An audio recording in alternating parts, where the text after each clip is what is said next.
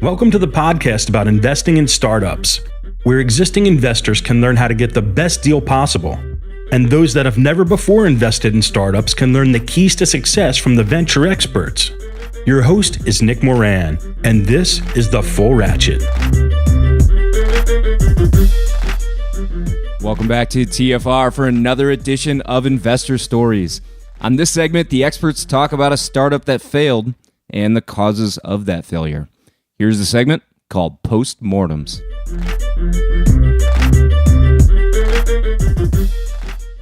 On today's special segment, we have Nahm of Storm Ventures. Tehi, can you tell us a story about a portfolio company that failed and why it failed? Yes. Well, I mentioned one earlier where we misread the market. I would say another one, probably even more frustrating, was a company, Affinity Circles. And it's frustrating because it was one of the very early in social networking. So when Facebook was starting in Harvard, Affinity Circles was actually starting in Stanford. And it grew, but it didn't, obviously, we lost that immediately on the consumer side, which was Facebook. And then there was the professional side with LinkedIn. And then the third area of social networking where each company or organization would want to build their own social networks. And this is the Yammer and others that sort of emerge in that area. And in a way, Affinity could have gone for each one, especially the third. And we sort of missed out on all of them. So I think in hindsight, what I learned there is that there was a great desire for either the first or second because the prize was so obvious and compelling, but the product architecturally was built for the third. In other words, what I mean by that is that each organization had its own database versus a Facebook or a LinkedIn where it's one giant database.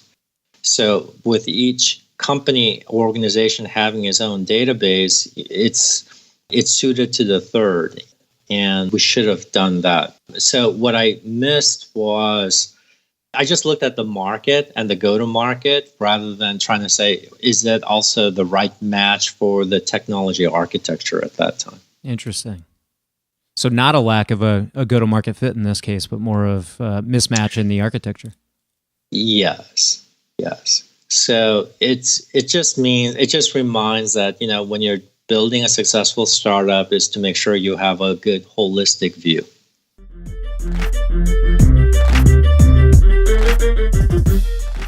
On today's special segment, we have David Cohen of Techstars. David, can you tell us a story about a portfolio company that failed and why it failed? Yes, just one, huh? You've only got one, right? Yeah, if I can, just a couple of really quick stories, and you can maybe, if you want more on them, I'll dive in. But yeah. I had one personally. I always like to talk about myself. Called Eye Contact, and many people have heard of Eye Contact, but it's not the one that I created. I sold the domain name to a guy named Ryan Alice, who went and built an awesome company called Eye Contact. Sold it for I think $400 or $500 million. But he bought my domain name after my startup failed, and that was the most money we ever made by far. Wow. What are wish the I would have taken equity. I didn't learn the equity lessons back then, but this was Eye Contact in my world was like a Foursquare, and it failed because there was no distribution for it. It was a controlled environment. You couldn't get your mobile application on the deck on the phone. They used to call it on the deck. Without paying for that placement. There was no app store, right, back in the day. And I've seen this play out over and over again as an investor with companies that build on other people's platforms, right? And they either get bought at a low price often because they don't have leverage, or they get locked out and charged a lot if they're going to be on that platform. So you think about things built on Facebook or Twitter, right? Control your own distribution, sort of one lesson I've seen over and over again, including in my own company. I think another would be EventView. I always think of it fondly. I was on the board there. I was a personal investor before we had our funds. It was a company that, if you're going to go to a conference or an event, that you could do all the pre-work and really, understand who was going to be there and who you wanted to meet and get real network value out of it over time. And it created a community around these events. The biggest ones today, South by Southwest or whoever, they have these things. But back then it wasn't popular. And, we had some awesome technology. It was really cool and a great team, but the market just never materialized for us. And, company lost pretty much 100% of the capital it had raised. But what I love about these stories is that, Rob Johnson, who was one of the founders there, he then joined a company called GNIP here in Boulder, became part of our entrepreneurial community, which, remember, is a big reason why we do this. And so although the investment failed, Rob became a key executive inside of GNIP, which Twitter bought in a nice success for Boulder, but it also then opened a Twitter office here in Boulder. So I link all of that back to EventView and that failure turning into a really great thing for the community. And when I think about, why is Microsoft in Boulder, why is Uber in Boulder, why is Twitter in Boulder, right, and so on, Google, right, it's 100% of the time because they bought a little startup here. Right. And so, you sort of see the long-term build of it even in failure. And that's what I love about that story.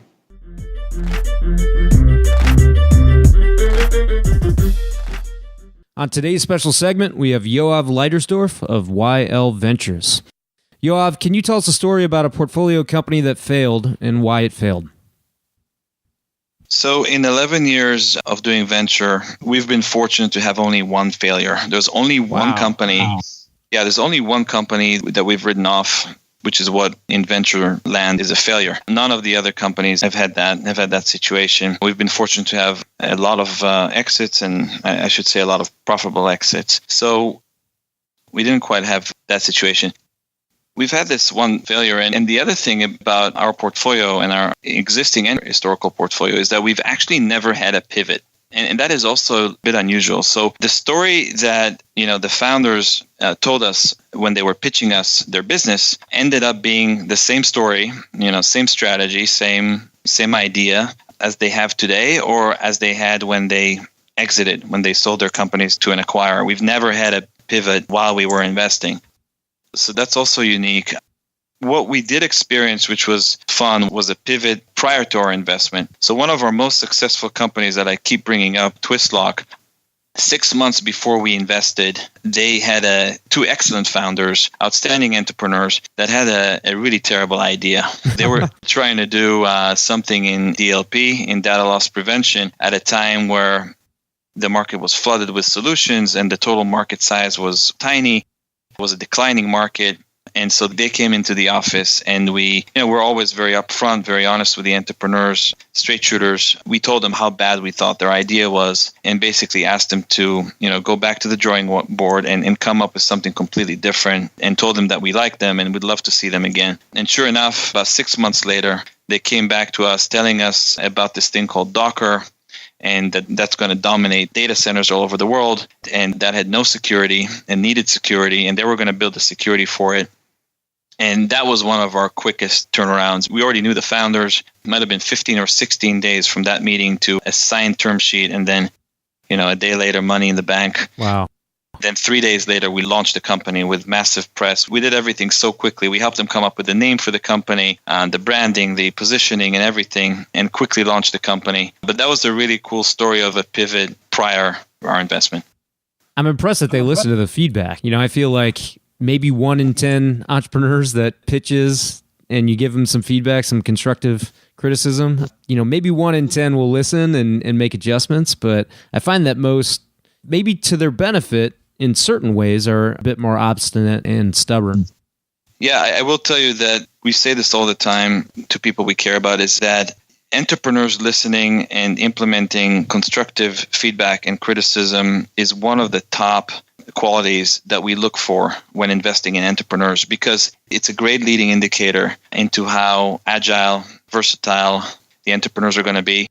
Also, we feel like, all we do is B2B enterprise. We're selling to big companies and government. And we feel like a big part of the selling process is listening to your customer and, again, being agile and being flexible.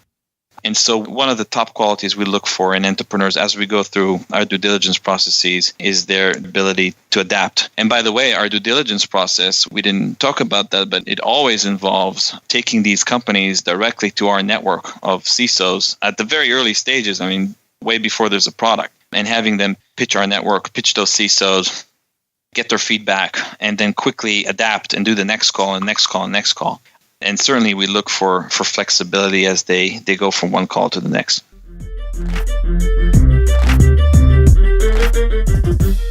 That will conclude this installment of Investor Stories. If you're enjoying the program and would like to see it continue, take a moment and leave a 5-star review in iTunes. Also, if you'd like updates on new content from TFR, as well as the top 10 VC articles every week, go to fullratchet.net and sign up for the newsletter. Okay, that will wrap things up for today. Until next time, over-prepare, choose carefully, and invest confidently. Thanks for joining me.